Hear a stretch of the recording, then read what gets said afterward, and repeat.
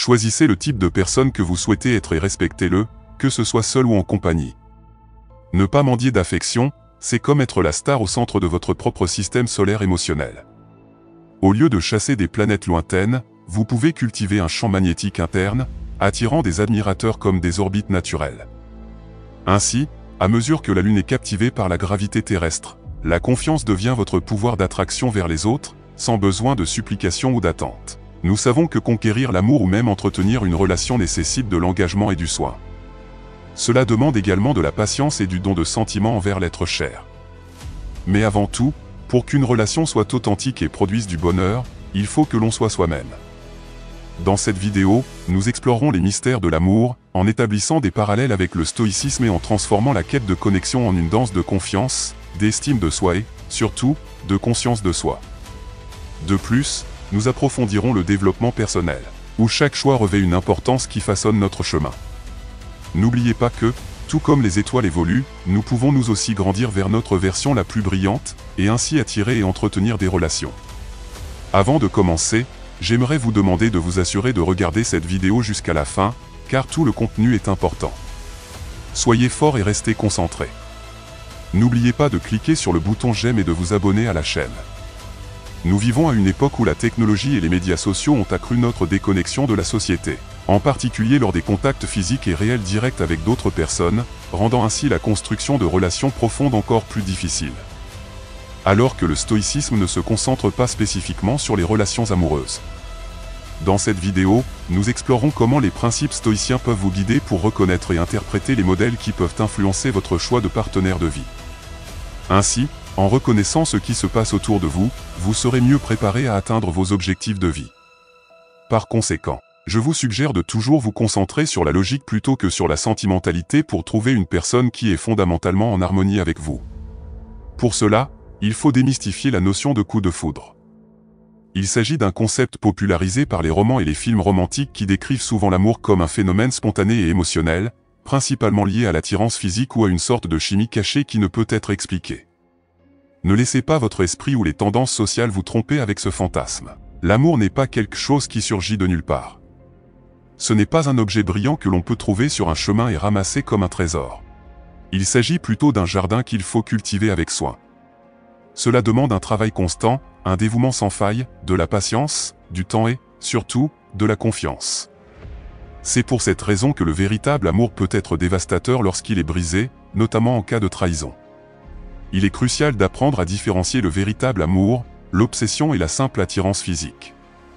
Lorsque nous confondons ces concepts, les relations peuvent devenir toxiques et problématiques, et le processus de lâcher prise sur quelqu'un devient un défi insurmontable. Cette confusion peut causer des dommages émotionnels profonds et durables.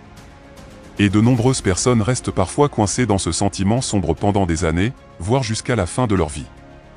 Le véritable amour, dans son essence la plus pure, concerne la compréhension, l'engagement et l'appréciation du caractère et de la valeur de l'autre personne. Il s'agit d'admirer et d'apprécier non seulement la personne qu'est votre partenaire aujourd'hui, mais aussi la personne qu'il est en train de devenir. C'est l'essence d'une relation stoïque et de toute relation amoureuse saine. N'oubliez pas que votre bien-être et votre bonheur dépendent grandement des relations que vous choisissez d'entretenir. Nous en avons déjà parlé dans une autre vidéo qui parle d'amitié, et je laisserai le lien lorsque ce contenu sera terminé ici. Et même si l'on parle désormais de relations amoureuses, ce principe s'applique également parfaitement. Permettez-moi de vous rappeler que l'amour ne s'étend pas seulement à votre partenaire, mais doit rayonner vers vous-même. Le véritable amour, dans sa forme la plus pure, implique d'aimer l'autre de la même manière que l'on s'aime et se respecte soi-même. De même, l'autre personne doit être réciproque. Dans le stoïcisme, la réciprocité est comprise comme la pratique consistant à rendre le bien que nous recevons des autres. Agir avec justice et générosité. Elle est considérée comme une vertu essentielle à la vie en société. Les stoïciens croient que tous les êtres humains font partie d'une communauté plus vaste et que nous devons agir dans l'intérêt mutuel.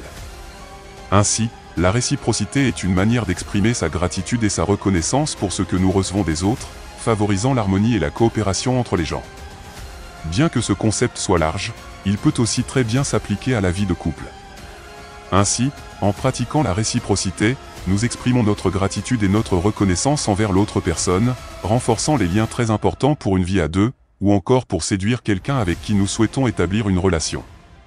Lorsque vous êtes en couple, assurez-vous que c'est un honneur pour vous et votre partenaire. Ne donnez jamais plus de vous-même à quelqu'un qui n'est pas disposé à faire la même chose pour vous. Préservez votre estime de soi. Vous valoriser et reconnaître le bon moment pour passer à autre chose sont essentiels pour maintenir un cœur en bonne santé, même si c'est un processus douloureux. Gardez à l'esprit que si vous n'êtes pas heureux et que les actions de l'autre personne vous blessent continuellement, même après en avoir parlé, sans obtenir de changement, la douleur ne fera que se prolonger et peu à peu vous perdrez votre propre respect. Votre luminosité s'estompe. Par conséquent, aimez-vous, respectez-vous et apprenez à y mettre fin quand et si nécessaire. N'oubliez pas non plus que le temps a une merveilleuse capacité à guérir les blessures les plus profondes. Il y aura des cicatrices, mais les dégâts ne seront pas éternels. Et il n'est pas en votre pouvoir de changer les autres. Vous ne pouvez changer que vous-même. Vous ne pouvez pas inspirer le changement chez quelqu'un qui n'est pas disposé à entreprendre ce voyage par lui-même. Si vous vous trouvez dans cette situation, je vous invite à appliquer les enseignements du stoïcisme. Ne vous concentrez pas sur ce que vous ne pouvez pas changer. Regardez devant vous la tête haute et laissez derrière vous tout ce qui ne contribue plus à votre bonheur. Vous êtes bien plus grand que vos sentiments et émotions éphémères. Vous avez le pouvoir de décider comment réagir à une rupture. Vous pouvez choisir de garder la tête haute, d'apprendre de l'expérience et de poursuivre votre voyage avec plus de sagesse. Maintenant, vous vous demandez peut-être comment choisir votre partenaire de vie. L'erreur la plus courante est de trop se concentrer sur l'apparence physique.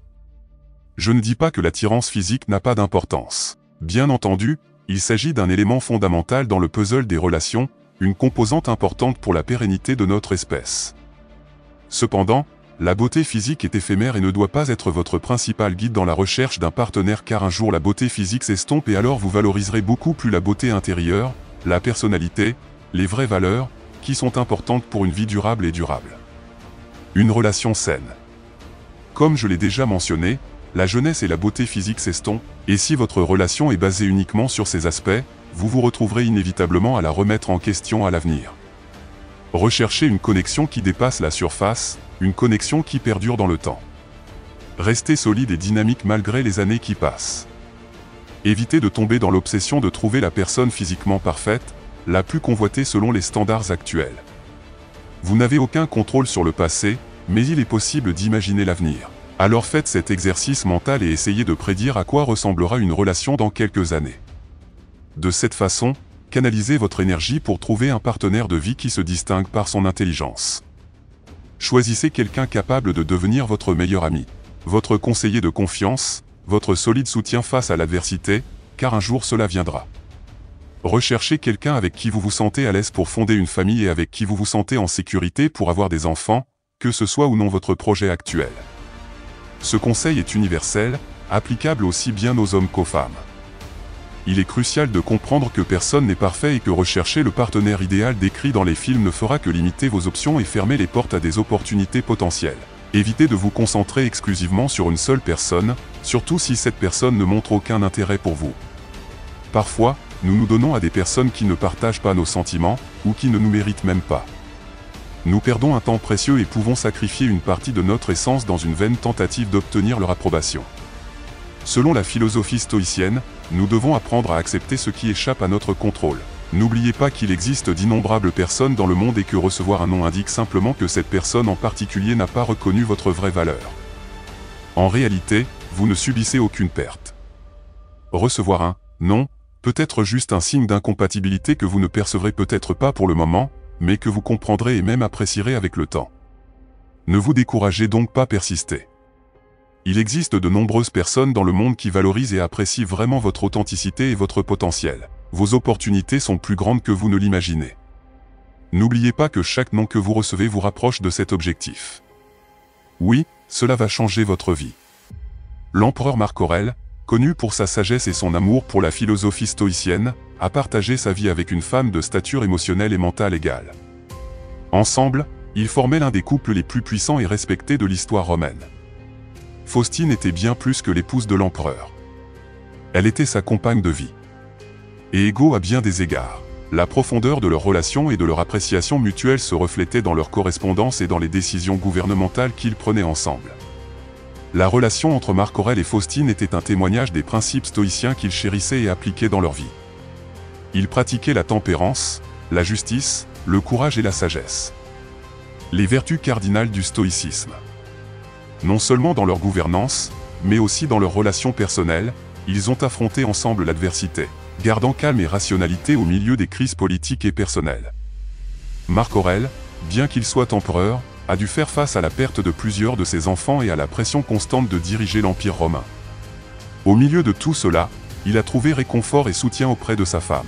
Cependant, leur relation n'était pas exempte de rumeurs et de défis. Il y a eu des accusations.